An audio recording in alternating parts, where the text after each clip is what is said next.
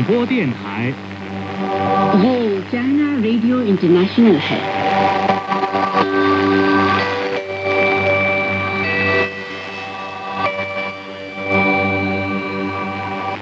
नमस्कार, ये China radio international है। दोस्तों, अब हमारे हिंदी कार्यक्रम आरंभ होता है। आज के इस कार्यक्रम में समाचारों के बाद चीनी कहानी कार्यक्रम के तहत चीन की नीति कथाएं और चीनी उपन्यास पश्चिम की तीर्थ यात्रा प्रस्तुत किए जाएंगे। अंत में होगा रोजमर्रा की चीनी भाषा। अब सुनिए आज के मुख्य समाचार। शी जिनपिंग ने उच्च गुणवत्ता के साथ प्रतिरक्षा और सेना के आधुनिकीकरण पर बल दिया। चीनी विदेश मंत्रालय ने कहा, भारत द्वारा ब्रिक्स शिखर सम्मेलन का सफल आयोजन करने का समर्थन करता है चीन। जुलाई में चीन का विनिर्माण PMI 49.2% रहा। अब आप दिव्या पांडे से सुनिए आज के पूरे समाचार।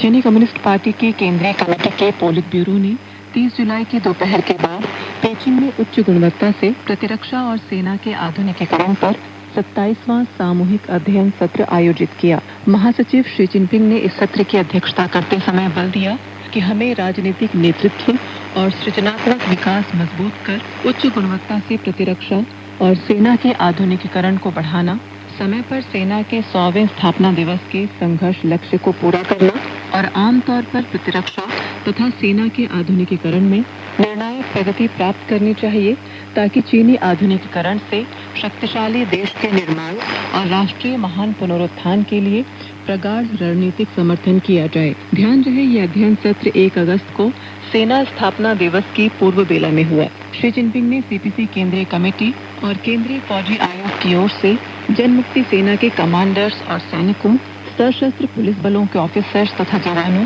सेना के नागरिक कर्मियों, रिजर्व सैनिक और मिलिशिया को त्योहार की बधाई दी। शी ने बल दिया कि राजनीतिक जागरूकता बढ़ाना सेना निर्माण का आधार है। हमें सेना पर पार्टी के निरपेक्ष नेतृत्व पर कायम रहना है। 1 अगस्त को प्रकाशित होने वाली छोटी पत्रिका के 15वें अंक में चीनी कम्युनिस्ट पार्टी की केंद्रीय समिति के महासचिव, राष्ट्रपति और चीनी फौजी आयोग के अध्यक्ष शी जिनपिंग द्वारा लिखित स्वस्थ चीन के निर्माण में तेजी लाना शीर्षक से एक महत्वपूर्ण लेख जारी किया जाएगा। लेख में इस बात पर जोर दिया गया है कि 2035 तक एक स्वस्थ चीन का निर्माण करना केंद्र सरकार द्वारा लिया गया एक रणनीतिक निर्णय है। 15वीं पंचवर्षीय योजना की अवधि इस लक्ष्य को प्राप्त करने के लिए एक महत्वपूर्ण अवधि है और समग्र योजना बनाना, प्रगति में तेजी लाना और निर्णायक उन्नति के लिए प्रयास करना आवश्यक है। लेख में इस बात पर जोर दिया गया है कि हमें अपने देश की राष्ट्रीय परिस्थितियों के आधार पर स्वास्थ्य सेवाओं के विकास को बढ़ावा देने के सिद्धांत का पालन करना चाहिए। हमें स्वास्थ्य और स्वास्थ्य सेवाओं के क्षेत्र में पार्टी के नेतृत्व को कायम रखना चाहिए। जनहित और जीवन को प्राथमिकता देने के सिद्धांत का पालन करना चाहिए। स्वास्थ्य विकास को प्राथमिकता देने की रणनीति का पालन करना चाहिए। बुनियादी चिकित्सा और स्वास्थ्य सेवाओं के जन कल्याणकारी स्वरूप को बनाए रखना चाहिए और चीनी विशेषताओं से युक्त स्वास्थ्य और स्वास्थ्य सेवाओं के विकास के मार्ग पर चलना चाहिए।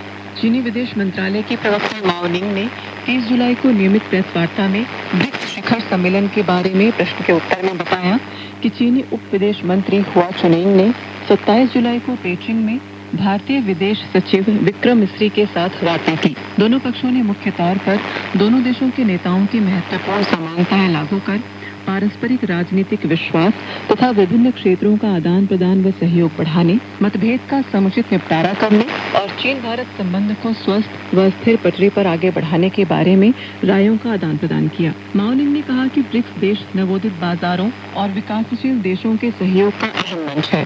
चीन ब्रिक्स सहयोग को बड़ा महत्व देता है और सक्रियता से इसमें भाग लेता है। हम अध्यक्ष देश भारत द्वारा सफलता से इस साल का ब्रिक्स शिखर सम्मेलन आयोजित करने का समर्थन करते हैं। 31 जुलाई को आयोजित चीनी विदेश मंत्रालय के नियमित संवाददाता सम्मेलन में प्रवक्ता ने कहा कि जापानी राजनेताओं को इतिहास से गहन सबक सीखकर सावधानी से कार्य करना चाहिए।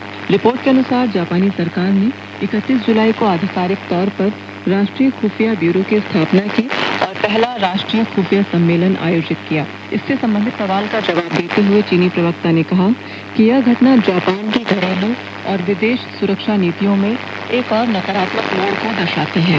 इतिहास में जापानी खुफिया एजेंसियों ने जापान के पूर्ण सैन्यवाद और आक्रामक युद्धों का मार्ग प्रशस्त किया है और अपने एशियाई पड़ोसियों और जापानी जनता के खिलाफ अनगिनत अपराध किए हैं। चीनी प्रवक्ता ने जोर देते हुए कहा कि हाल ही में जापान ने तथाकथित राष्ट्रीय सुरक्षा और बाहरी खतरों के बहाने अपनी पुनः सैन्यकरण प्रक्रिया को तेज कर दिया है, जिससे क्षेत्रीय शांति और स्थिरता को खतरा पैदा हो गया है और अंतर्राष्ट्रीय समुदाय में व्यापक चिंता का विषय बन गया है। 30 जुलाई को एक नियमित प्रेस कॉन्फ्रेंस में चीन के वाणिज्य मंत्रालय के प्रवक्ता हे यातोंग ने बताया कि चीन यूरोपीय संघ व्यापार और निवेश परामर्श तंत्र की पहली बैठक में दोनों पक्षों ने स्थिर और संतुलित चीन EU पूंजीभूत व्यापक साझेदारी की स्थापना पर सहमति प्राप्त की और प्रारंभिक रूप से परामर्श कर तय किया कि इस शरद ऋतु में परामर्श तंत्र की दूसरी बैठक आयोजित होगी। हे यातोंग ने बताया कि पिछले 1 महीने में हमने पहली बैठक में बनी सहमति को सक्रिय रूप से लागू किया है,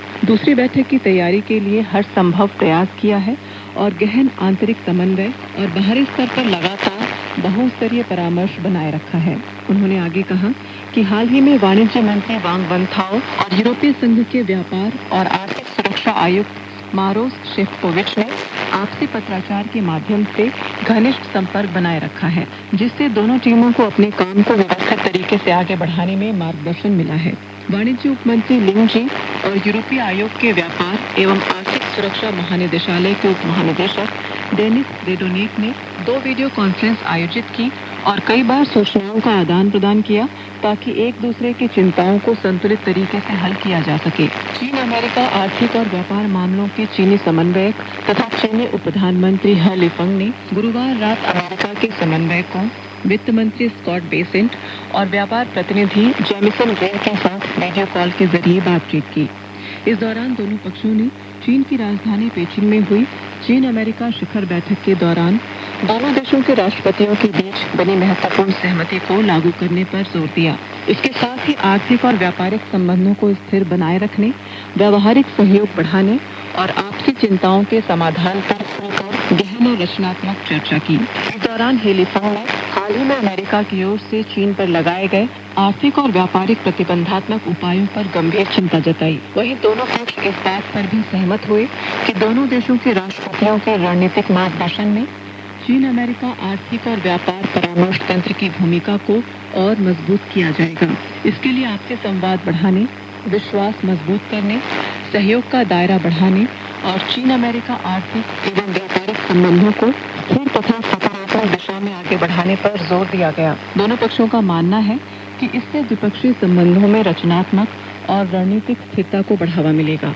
चीन के राष्ट्रीय सांख्यिकी ब्यूरो के सेवा उद्योग सर्वेक्षण केंद्र और चीन federation of logistics and purchasing द्वारा 31 जुलाई को जारी आंकड़ों के अनुसार जुलाई में चीन का विनिर्माण क्रय प्रबंधक सूचकांक 49.2% था, जो पिछले महीने से 1.1% अंक कम है और आर्थिक गतिविधि में मामूली गिरावट का संकेत देता है। 31 जुलाई को चीन के उद्योग और सूचना प्रौद्योगिकी मंत्रालय ने उद्योग के हरित और कम कार्बन उत्सर्जन वाले विकास के लिए 15वीं पंचवर्षीय योजना जारी की, जिसका उद्देश्य औद्योगिक हरितीकरण और हरित औद्योगिकरण को बढ़ावा देने में समन्वय स्थापित करना, हरित प्रौद्योगिकी नवाचार और औद्योगिक नवाचार के गहन एकीकरण में तेजी लाना, हरित विनिर्माण को विकसित करना, हरित और कम कार्बन उत्सर्जन वाले उद्योगों को मजबूत करना और नए औद्योगिकरण के लिए हरित आधार को सुदृढ़ करना है। योजना में प्रस्ताव है कि 2030 तक औद्योगिक संरचना और ऊर्जा खपत संरचना को और अधिक अनुकूलित किया जाएगा। औद्योगिक क्षेत्र में कार्बन डाइऑक्साइड उत्सर्जन अपने चरम स्तर पर पहुंच जाएगा। ऊर्जा संसाधनों के उपयोग की दक्षता में लगातार सुधार होगा। हरित ऊर्जा अनुप्रयोग का अनुपात उल्लेखनीय रूप से बढ़ेगा। हरित विनिर्माण और सेवा प्रणाली में और सुधार होगा और हरित और कम कार्बन उत्सर्जन वाले उद्योगों के प्रतिस्पर्धात्मक लाभों को सुदृढ़ और बढ़ाया जाएगा। पश्चिमी भारत के महाराष्ट्र प्रदेश में 30 जुलाई की रात को एक 4 मंजिला इमारत ढह गई, जिसमें 9 व्यक्तियों की मौत हो गई और 3 अन्य लोग घायल हुए। भारतीय मीडिया की रिपोर्ट के अनुसार इस इमारत में कुल 48 कमरे थे।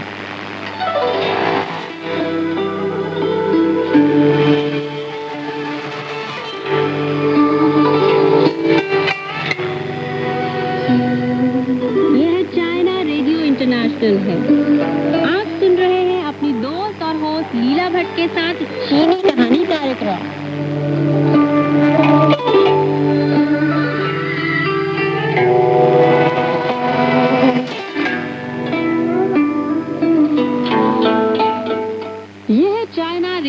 इंटरनेशनल है और आप सुन रहे हैं अपनी दोस्त और होस्ट लीला भट्ट को।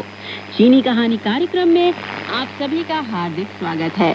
आज के इस कार्यक्रम में मैं आपको सुनाऊंगी कहावत से जुड़ी एक कहानी जिसका शीर्षक है माओसुए की आत्म सिफारिश। इसे चीनी भाषा में माओसुए चियन कहा जाता है। इसमें माओसुए व्यक्ति का नाम है और का मतलब है खुद और चियन का अर्थ है सिफारिश। कुल मिलाकर कहा जाए तो माओसुए चियन में माओसुए नाम के व्यक्ति की आत्म सिफारिश करने की कहानी सुनाई गई है। तो आइए दोस्तों सुनते हैं यह कहानी।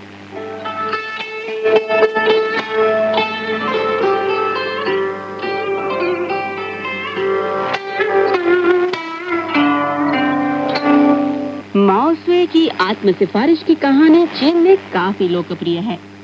475 ईस्वी पूर्व से 221 ईस्वी पूर्व तक प्राचीन चीन में युद्धरत राज्य का काल था। उस समय चीन की भूमि में कई राज्य मौजूद थे, जिनमें मुख्यतः शी राज्य, शू राज्य, यान राज्य, हान राज्य, चाओ राज्य, वेई राज्य और शिन राज्य 7 राज्य ज्यादा शक्तिशाली थे। अंत में शिन राज्य ने दूसरे राज्यों को हराकर तत्कालीन चीन को एकीकृत किया।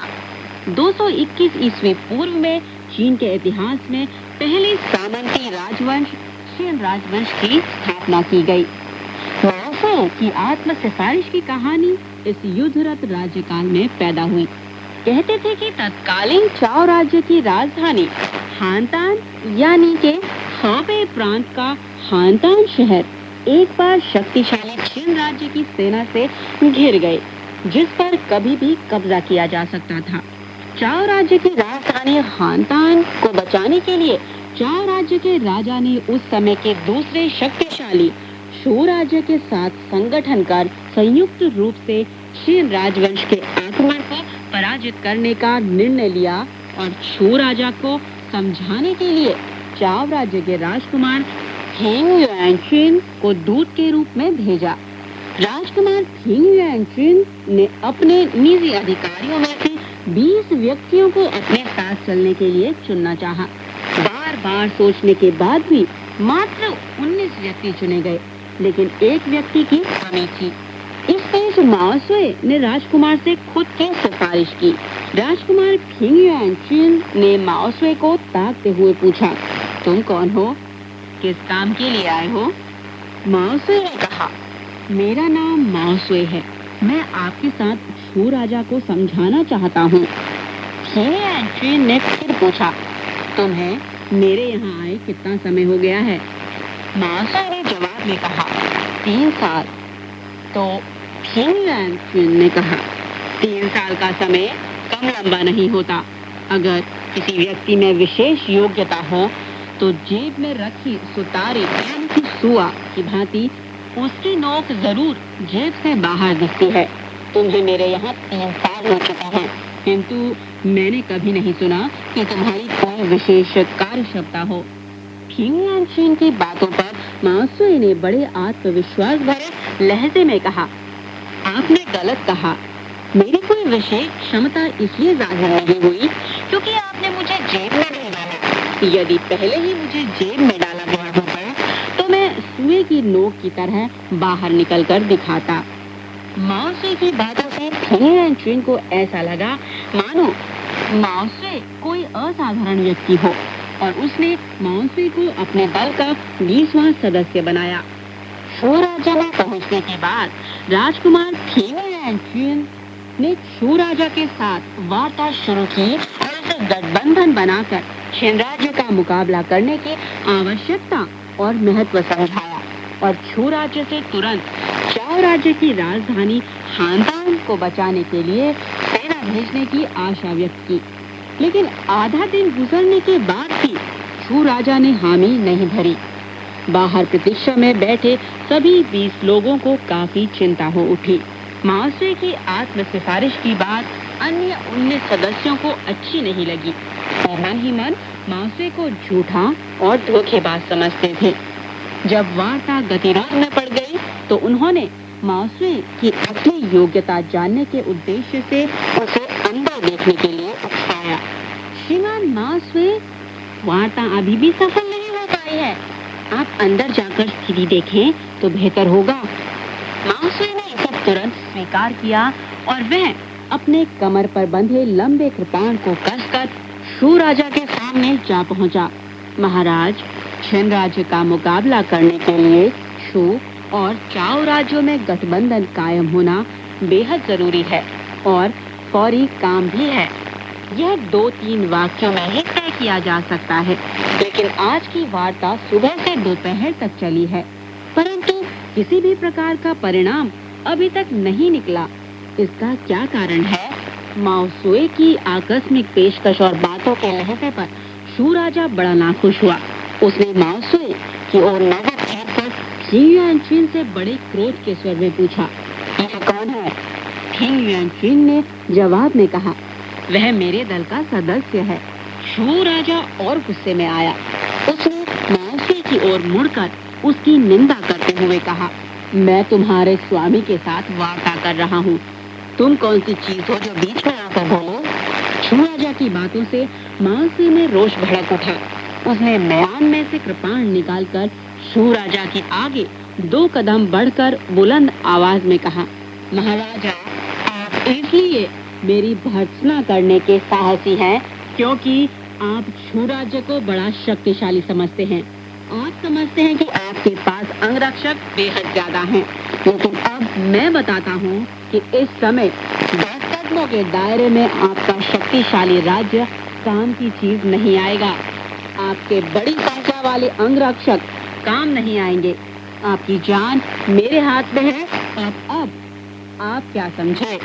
माओसे की तर्कसंगत बातों से शू राजा का गला दब गया और उसके चेहरे पर पसीना आ गया। माओसे ने आगे कहा, शू राज्य बड़ा देश है, उसे विभिन्न राज्यों का प्रभु होना चाहिए था, लेकिन असल में आप छिन राज्य से इतना डरते हैं कि उसके आक्रमण का मुकाबला करने की जरा भी हिम्मत नहीं है आप में। छिन राज्य ने शू राज्य पर कई बार चढ़ाई कर बहुत से स्थानों को छीन लिया। यह गजब का अपमान है। इस पर सोचकर हमारे चाओ राजवासियों को भी शर्म आती है। अब हम आपके साथ गठबंधन बनाकर छिन राज्य के आक्रमण का विरोध करने को तैयार हैं, तो प्रत्यक्ष रूप में चाओ राज्य की राजधानी हानतांग को बचाया जा सकता है। असल में शू राज्य के लिए छिन राज्य के आक्रमण का बदला लेने का मौका भी है, लेकिन आप इतने कायर निकले। आप किस प्रकार के राजा हैं? आपको शर्म आनी चाहिए। माओसे की बुलंद हौसले से भरी बातें सुनकर शू राजा को बड़ी शर्म आई। उसके मुंह से एक शब्द भी नहीं निकल पाया। माओसे ने फिर कहा, महान राजा, अब आपका क्या ख्याल है? हमारे चाओ राज्य के साथ गठबंधन कायम करना चाहते हैं या नहीं? हाँ, अवश्य बनाएंगे। शू राजा ने एक स्वर में मंजूरी देते हुए कहा। इसके बाद शू और चाओ राज्य में छिन राज्य का मुकाबला करने का गठबंधन कायम हुआ और राजकुमार फिंग युआनचुन और उसका दल जल्द ही चाओ राज्य लौटे। फिंग युआनचुन ने चाओ राजा को वार्ता की जानकारी देते हुए कहा, मेरे मौजूदा मिशन की सफलता मुख्यतः माओसे पर निर्भर है। उसने चतुर वाक्पटुता के बल पर चाओ राज्य का स्थान ऊंचा कर दिया। उसकी भूमिका लाखों सैनिकों की शक्तिशाली सेना से भी प्रबल है। बहुत जल्द ही माओसे का नाम चाओ राज्य में फैल गया और माओसे की आत्म सिफारिश, यह उक्ति भी प्राचीन कहावत के रूप में सदियों से प्रचलित हो गई।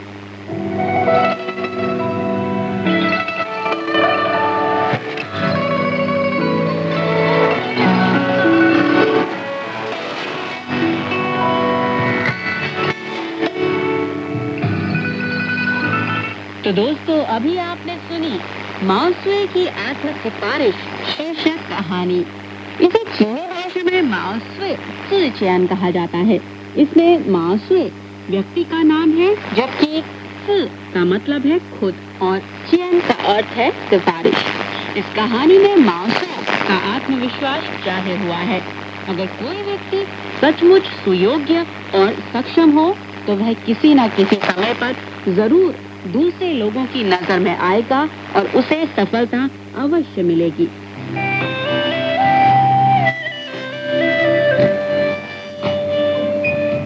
तो आइए दोस्तों सुनते हैं एक और कहानी जिसका नाम है पड़ोस की सुंदरी का दीवार से झांकना। इसे चीनी भाषा में लियन हुई चांग कहा जाता है। इसमें लियन का अर्थ है पड़ोसी, ली का अर्थ है लड़की या स्त्री, जबकि खुई का अर्थ है झांकना और चांग का अर्थ है दीवार। यह खास तौर पर इसका मतलब घर से है। तो आइए दोस्तों सुनते हैं यह कहानी।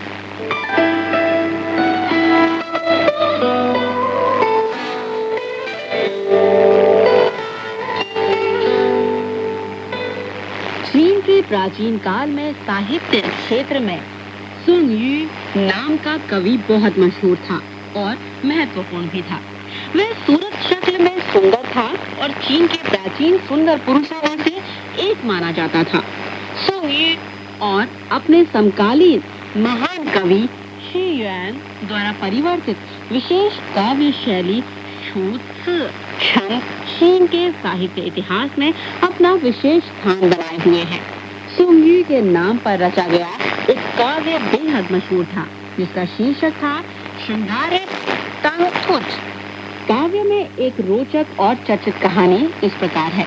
पड़ोस की सुंदरी का घर से झांकना के नाम से मशहूर इस कहानी में कहा गया है कि सुंग यू और दोनों छू राज्य के मंत्री थे और दोनों छू राजा के नजदीकी अधिकारी थे।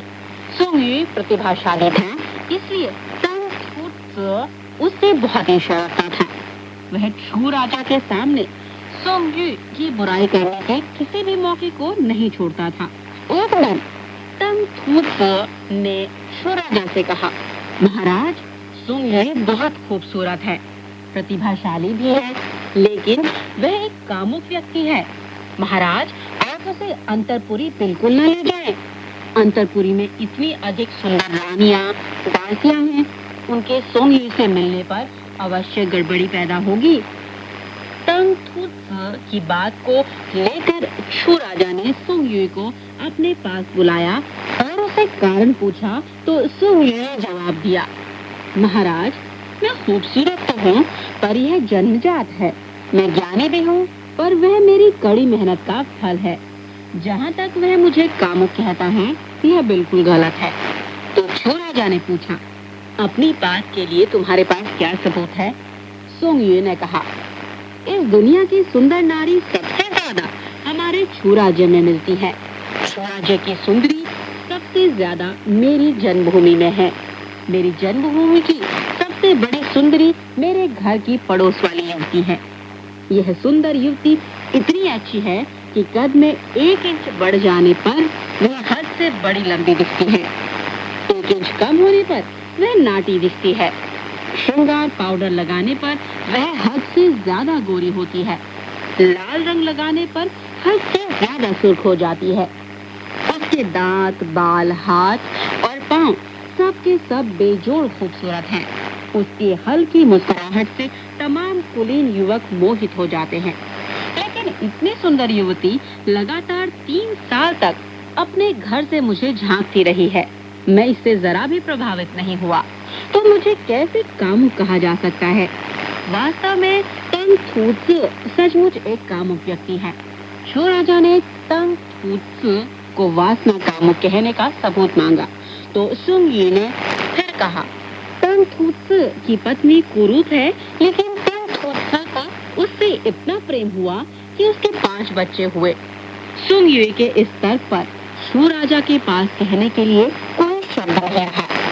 इसी ऐतिहासिक कहानी के साथ पड़ोस की सुंदरी के घर झांकने की कहावत प्रचलित हो गई।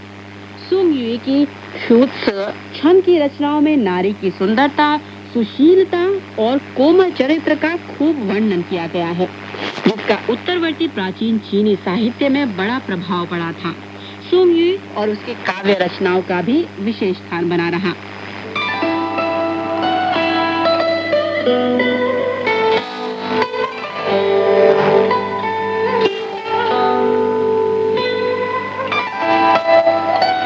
तो दोस्तों, अभी आपने सुनी पड़ोसी सुंदरी का घर से झांकना शीर्षक कहानी। उम्मीद करती हूँ कि आपको यह कहानी पसंद आई होगी। तो दोस्तों अब दीजिए इजाजत। नमस्कार, बाय बाय, टेक केयर।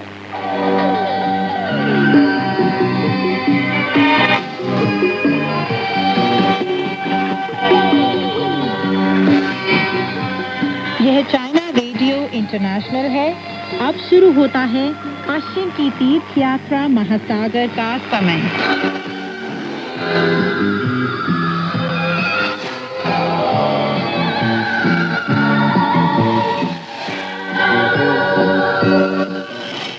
नमस्कार दोस्तों, पश्चिम की तीर्थ यात्रा सुप्रसिद्ध चीनी उपन्यास लेकर हाजिर हूँ मैं, मैत्री शर्मा। आज की कहानी इस प्रकार है। दोस्तों, अब तक आपने कहानी में सुना कि जब सांचांग अपना पारपत्र लेकर निरीक्षण करवाने के लिए राजा के पास पहुंचता है तो राजा उससे मिलकर बहुत खुश होता है।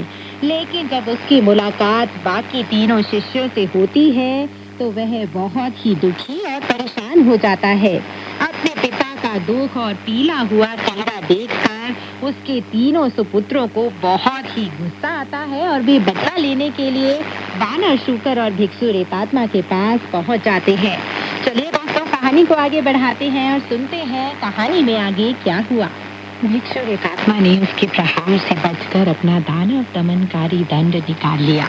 जैसे ही उसने अपनी उंगली से दंड का स्पर्श किया, आकाश में उज्जवल प्रकाश और चमकदार रंग बिरंगे मेघ प्रकट होने लगे। यह देखकर रसोई घर अधीक्षक और बाकी सभी लोगों की आंखें खुली की खुली रह गई और वे अवाक रह गए। तब तीनों युवा राजकुमारों ने दंडवत प्रणाम किया और बोले, देवी गुरुवर, कृपया हमें माफ करें। हम वृद्ध लोग बाकी अकिंचन लोग आपको पहचान नहीं पाए। कृपया अपनी शक्तियों को हमारे सामने प्रदर्शित करके हमें कृतार्थ करें। वानर राजकुमारों के करीब जा पहुंचा और अपने दंड को अनायास ही उठाकर बोला, यह जगह मेरे कर्तव्य दिखाने के लिए काफी छोटी है।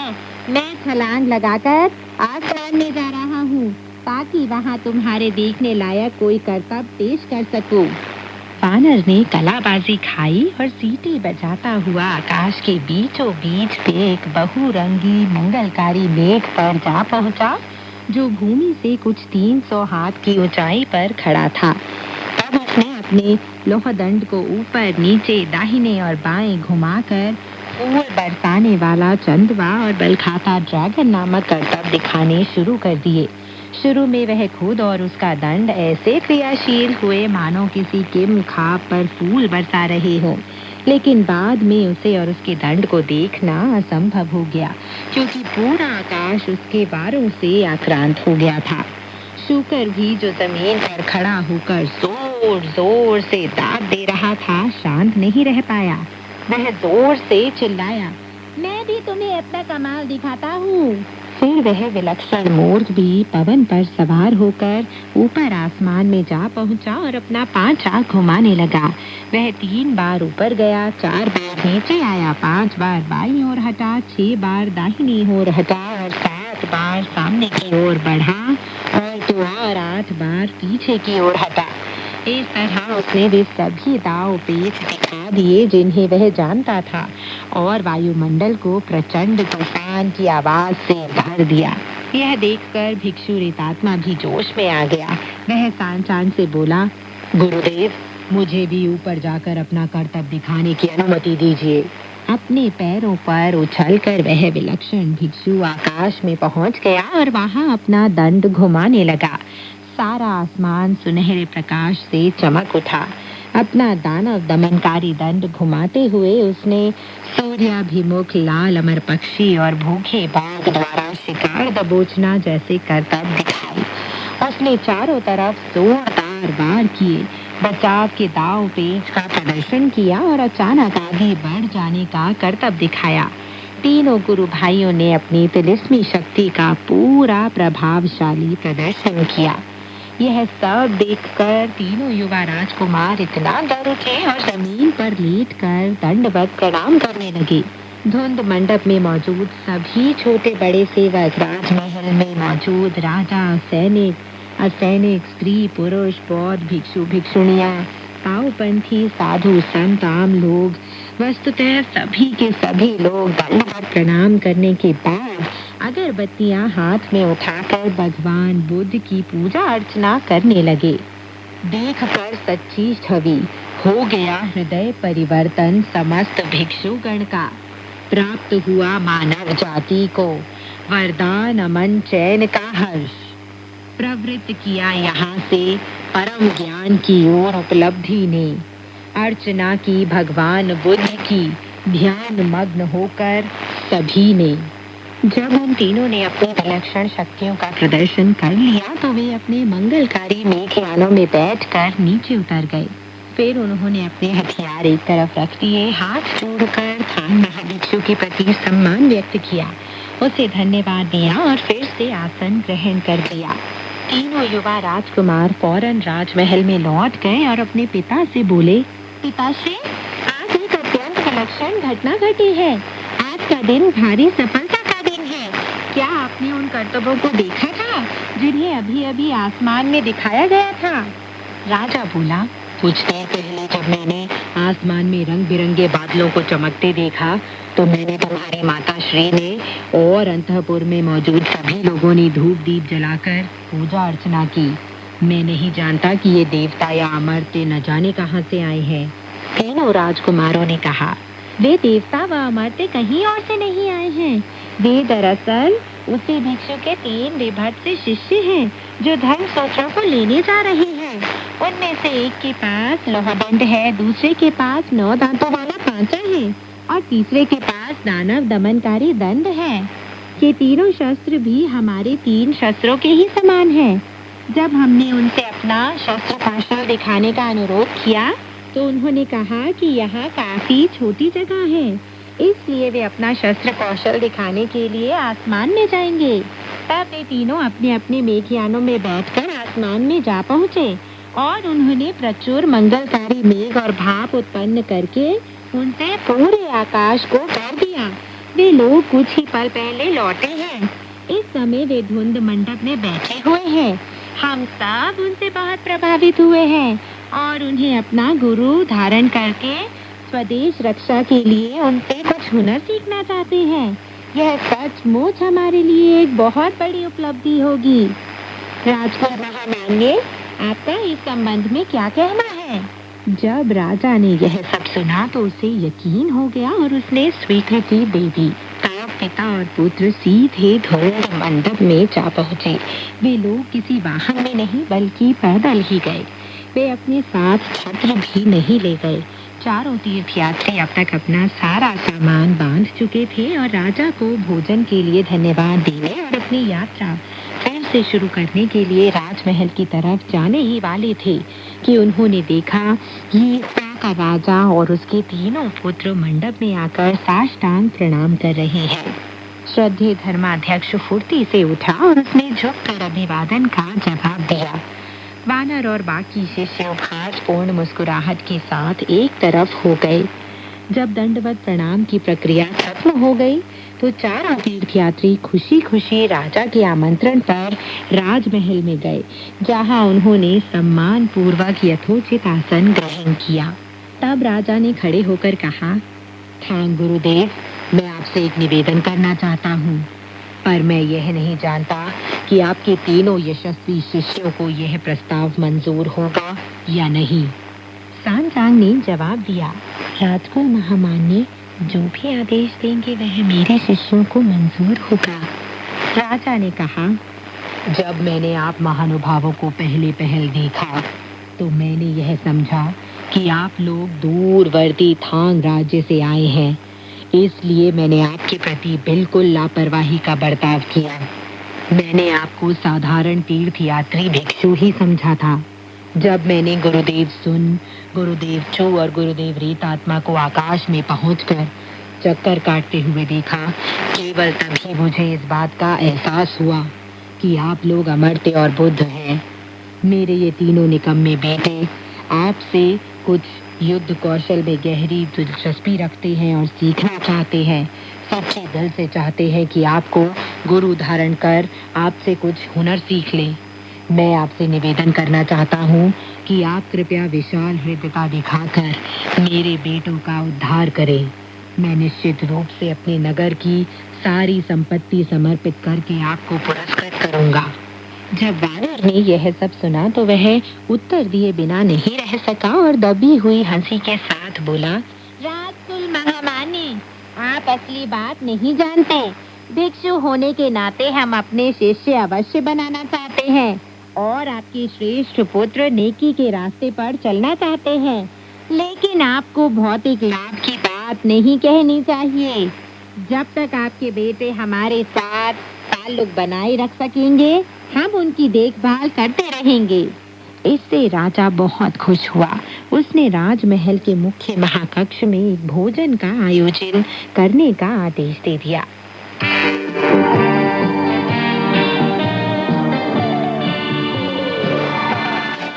दोस्तों, अब तक आपने कहानी में सुना कि तीनों राजकुमारों का सामना वानर, शूकर और भिक्षु रेतात्मा से होता है।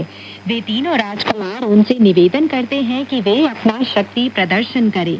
इसको सुनकर वानर, भिक्षु रेतात्मा और शूकर सीधा आसमान के बीचों बीच पहुंच जाते हैं और अपने करतब दिखाने लगते हैं, जिसे देखकर राज्य के सभी लोगों की आंखें फटी की फटी रह जाती हैं और फिर वे तीनों राजकुमार यह मान लेते हैं कि वे साधारण भिक्षु नहीं बल्कि तिलिस्मी शक्तियों से लैस भिक्षु हैं।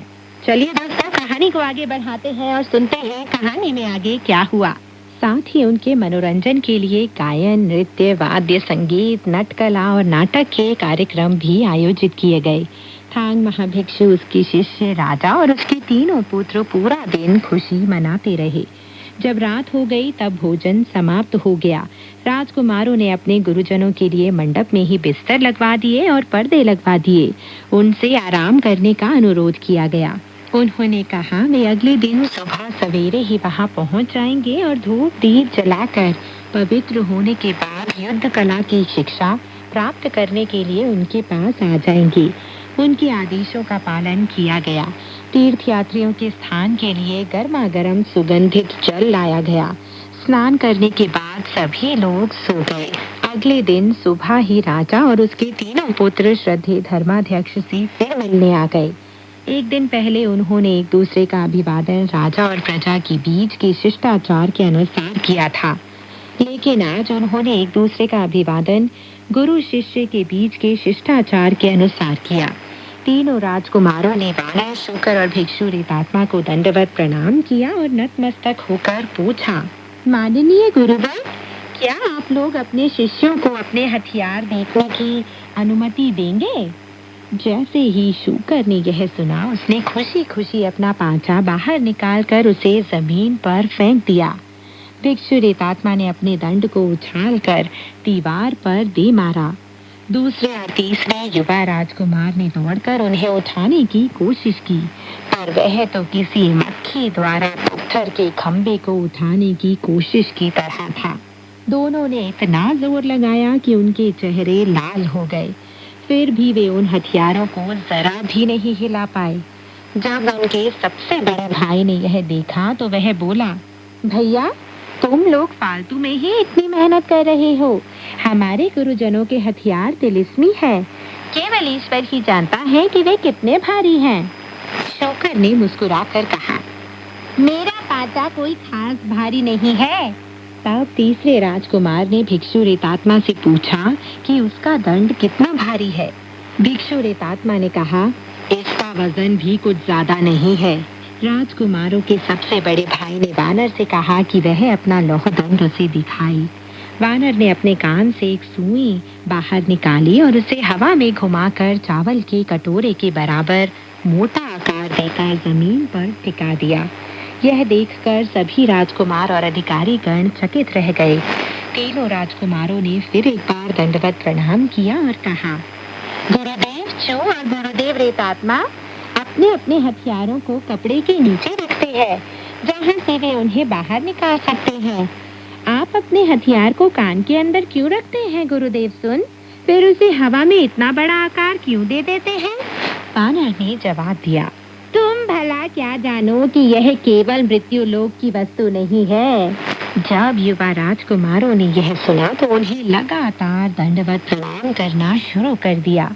बार बार नतमस्तक होकर उन्होंने सच्चे दिल से शिक्षा प्राप्त करने की इच्छा जाहिर की।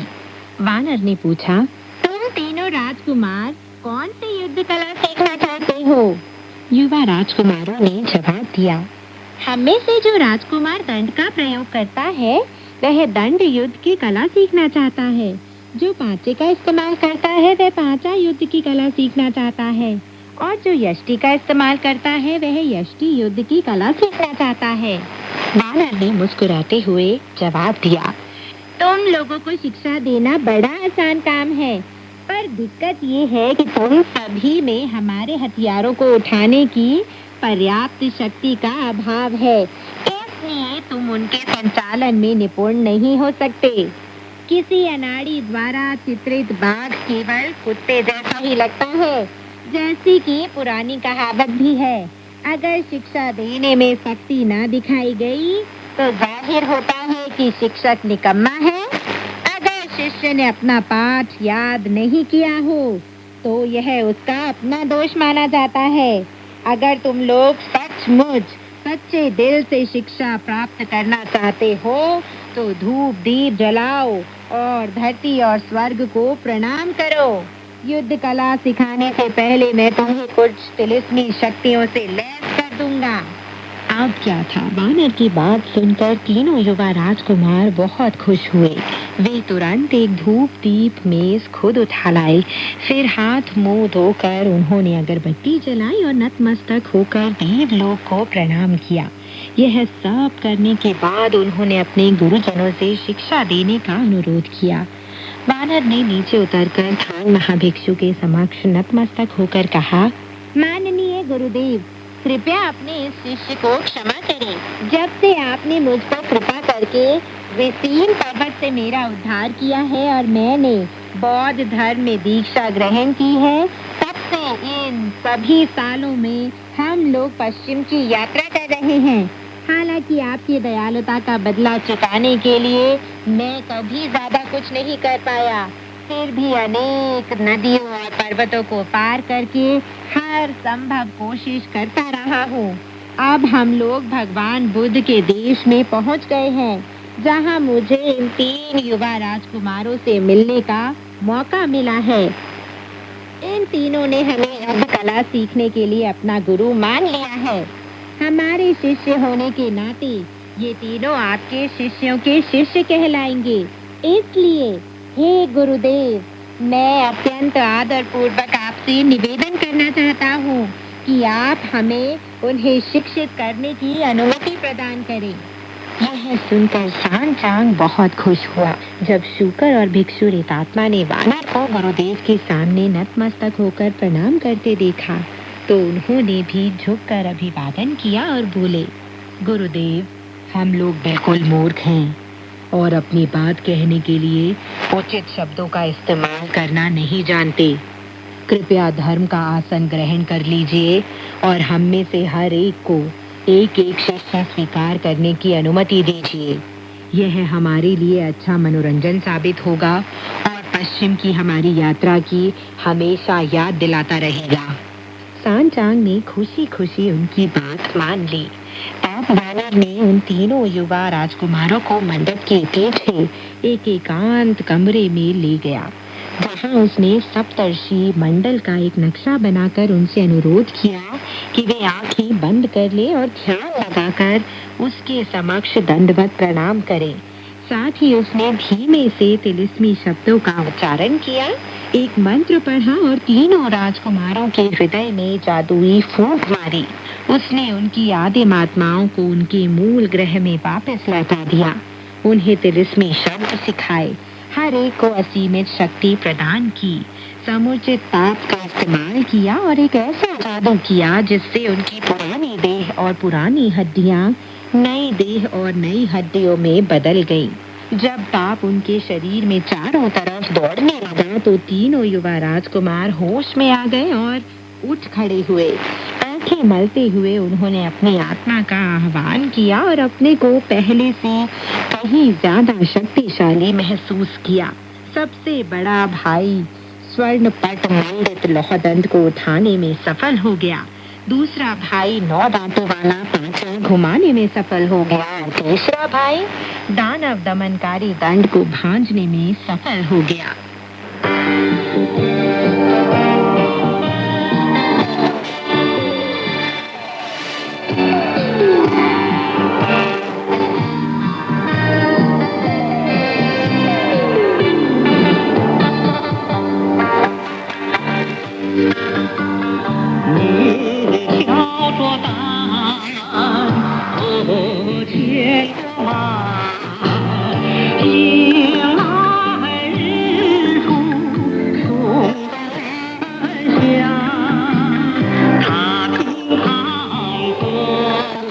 कंधे पर है पोटली, मेरे हाथों में घोड़े की लगाम। आगे चलते हैं हम पश्चिम की ओर, सूर्यास्त से सूर्योदय तक। रास्ते में मुकाबला करते हैं दैत्यों और दानवों के साथ। फिर आगे चलते हैं हम पश्चिम की ओर। साल दर साल करते हैं पवित्र यात्रा बड़े साहस के साथ पश्चिम की ओर।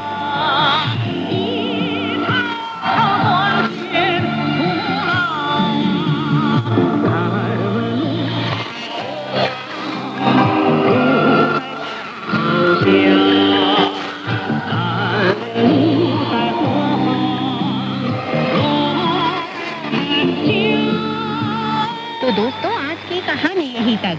आगे की कहानी लेकर मैं मैत्री शर्मा फिर हाजिर होंगी। तब तक के लिए नमस्कार, बाय बाय।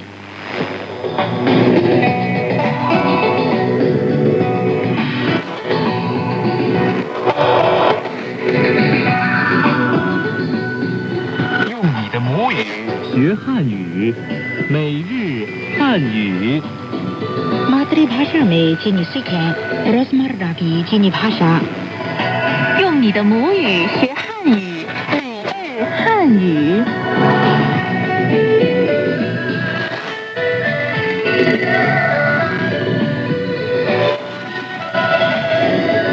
ये चैना रेडियो इंटरनेशनल है। श्रोता दोस्तों को श्रोतांगा नमस्कार।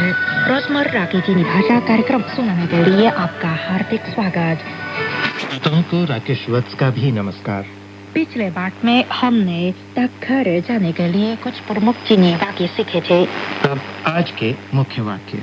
我想订一个标准间， मैं एक स्टैंडर्ड कमरा बुक करना चाहता हूँ। 房费包括早餐吗？ क्या कमरे के किराए में नाश्ता शामिल है? 我要7点的叫醒服务， मुझे सुबह 7 बजे जगाने की फोन सेवा चाहिए। 请问几点退房？ कृपया कितने बजे चेकआउट होता है?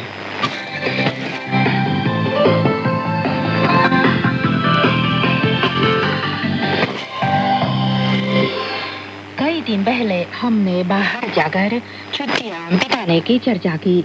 बाहर की यात्रा के लिए होटल का कमरा बुक करना जरूरी है। ठीक है। तो आज हम होटल का कमरा बुक करने के लिए कुछ चीनी वाक्य सीखेंगे। अच्छी बात है।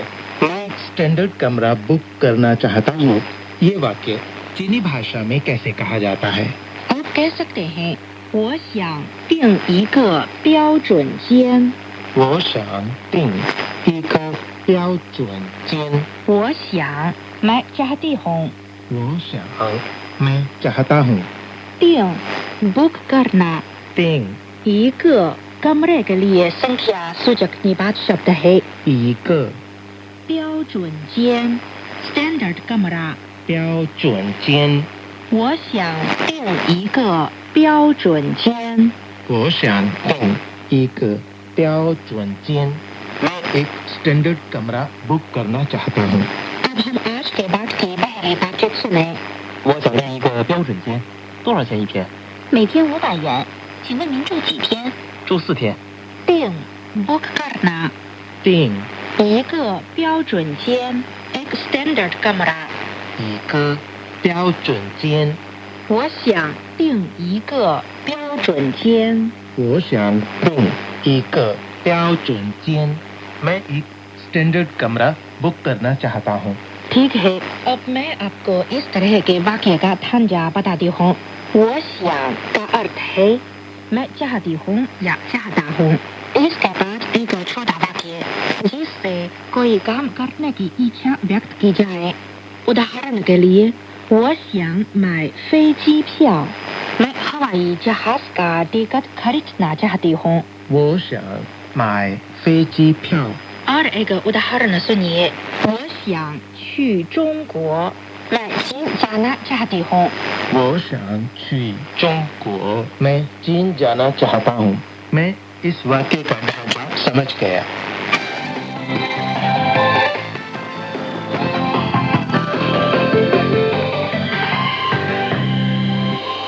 चौथांग जी, कुछ अमेरिकी होटलों में मुफ्त नाश्ता उपलब्ध नहीं होता, पर बहुत से मोटलों में नाश्ता मुफ्त होता है, जिसे कॉन्टिनेंटल ब्रेकफास्ट कहा जाता है। मुझे नहीं पता कि चीन के होटलों के किराए में नाश्ता शामिल होता है या नहीं। तो आप कमरा बुक करने के समय पूछ सकते हैं 房费包括早餐吗 इसका मतलब है क्या कमरे के किराए में नाश्ता शामिल है। 房费包括早餐吗？ 房间का संक्षिप्त रूप है जिसका मतलब है कमरा। 房 费 किराया 费包括शामिल 包括早餐 नाश्ता 早餐。房费包括早餐吗房费包括早餐吗？ क्या कमरे के किराए में नाश्ता शामिल है? अच्छा, अब हम आज के पाठ की दूसरी बातचीत सुने। 房费包括早餐吗？包括早餐 समय पर नाश्ता करने के लिए मुझे सुबह 7 बजे जगाने की फोन सेवा चाहिए।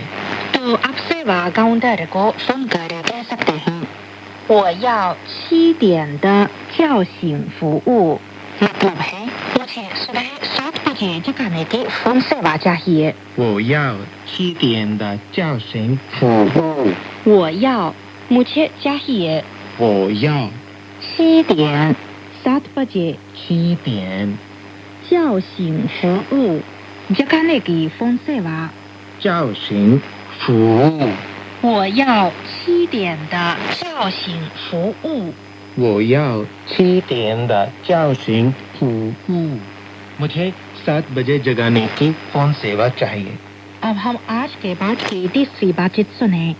请问您需要什么服务？我要7点的叫醒服务。 होटल छोड़ने से पहले आपको चेकआउट करने की आवश्यकता है। कुछ होटलों में सुबह 11 बजे से पहले चेकआउट होता है। कुछ होटलों में चेकआउट समय 12 बजे है, पर कभी-कभी चेकआउट का समय आगे बढ़ाया जा सकता है, जैसे दोपहर के बाद 3 बजे तक। तो हम कितने बजे चेकआउट करते हैं? मुझे भी पता नहीं है, लेकिन आप काउंटर पर पूछ सकते हैं। 请问几点退房 मतलब है कृपया बताएं कितने बजे चेकआउट होता है। 请问几点退房？请问 कृपया बताएं 请问几点 कितने बजे 几点退房 checkout 退房？请问几点退房请问几点退房？ कृपया बताएं कितने बजे चेकआउट होता है। अब हम आज के पाठ की चौथी बातचीत सुने। 请问几点退房？下午2点之前 आए अब हम वेतुंग भाई से चीनी संस्कृति के बारे में कुछ जानकारी लें।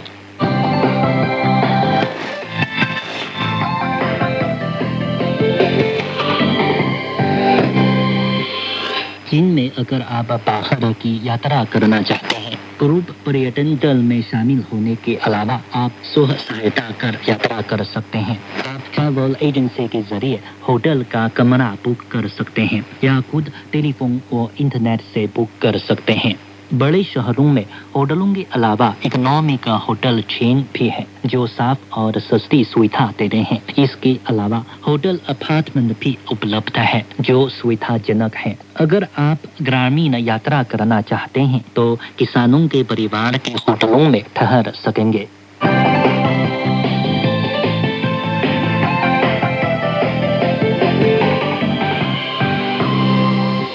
Obrigado, Dosto. आज का पाठ यहीं तक। अब शाओथांग और राकेश वत्स को आज्ञा दें। नमस्कार। नमस्कार।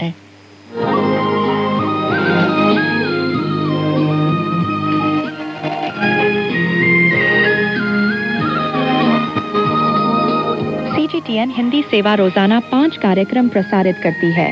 हमारा पहला कार्यक्रम भारतीय समय के अनुसार सुबह 8:30 से 9:30 बजे तक, दूसरा कार्यक्रम संध्या के 6:30 से 7:30 बजे तक, तीसरा कार्यक्रम रात के 8:30 से 9:30 बजे तक, चौथा कार्यक्रम रात के 9:30 से 10:30 बजे तक और पांचवा कार्यक्रम रात के 10:30 से 11:30 बजे तक प्रसारित होता है।